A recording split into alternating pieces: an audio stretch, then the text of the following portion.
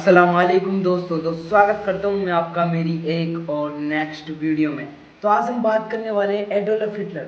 Adolf Hitler कौन था और एडोल्फ हिटलर 24 लोगों से क्यों चिढ़ता था।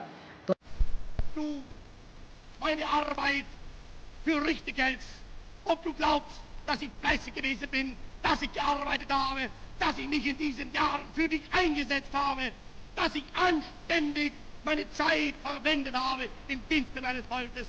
Gib du jetzt deine Stimme ab. Wenn ja, dann tritt für mich ein, so wie ich für dich eingetreten bin. Adolf Hitler 1885 के लगभग जर्मनी का तानाशाह प्रेसिडेंट बना था। Adolf Hitler liberalism Congress party से था, जो जर्मनी को दुनिया का सबसे पावरफुल देश बनाना चाहता था और पूरे यूरोप को हड़पना चाहता था। तो इसी बात को देखते हुए एडोल्फ हिटलर ने पूरे अदर्स यूरोप के कंट्रीज को ओपन चैलेंज दे दिया कि मैं उनको कभी भी इनके ऊपर वॉर कर सकता हूँ। लेकिन अचानक से 1910 के लगभग एडोल्फ हिटलर के पास मित्र राष्ट्रों की तरफ से एक लेटर आया जिसमें साफ साफ लिखा हुआ था कि एडोल्फ हिटलर से मित्र राष्ट्र युद्ध करना चाहते हैं। अब आप सोच रहे होंगे कि ये मित्र राष्ट्र कौन कौन से हैं। तो मित्र राष्ट्र में 4 देश आते हैं, रूस, अमेरिका, ब्रिटेन और फ्रांस, जिन्होंने एडोल्फ हिटलर से युद्ध लड़ा था।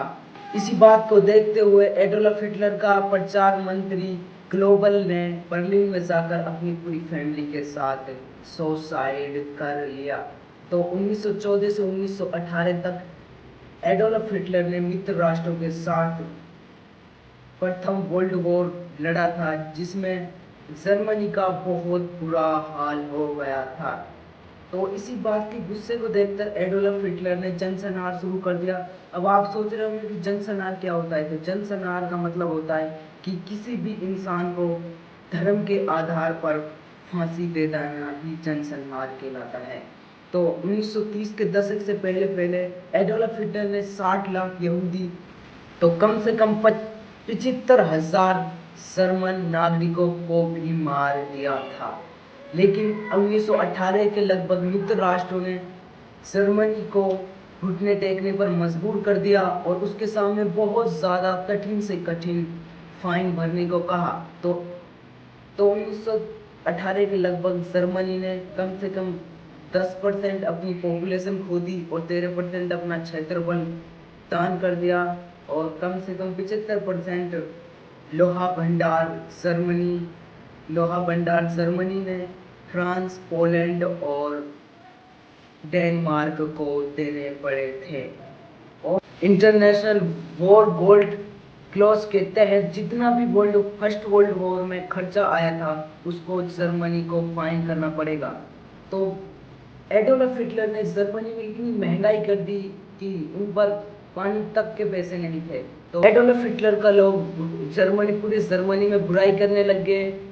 तो अचानक से एडोल्फ हिटलर ने 1915 के दशक में एक डेथ स्कीम नाम की एक शेड्यूल निकाली, जिसके अनुसार अगर पूरी जर्मनी में कोई भी बंदा अगर एडोल्फ हिटलर की बुराई करता हुआ पकड़ा जाता है तो उसे सीधी फांसी दी जाएगी। तो अचानक से एडोल्फ हिटलर ने 1930 ईस्वी के दशक में कर्जा देने से मना कर दिया, जिसके कारण जर्मनी की करेंसी काफ़ी वीक होने लग गई।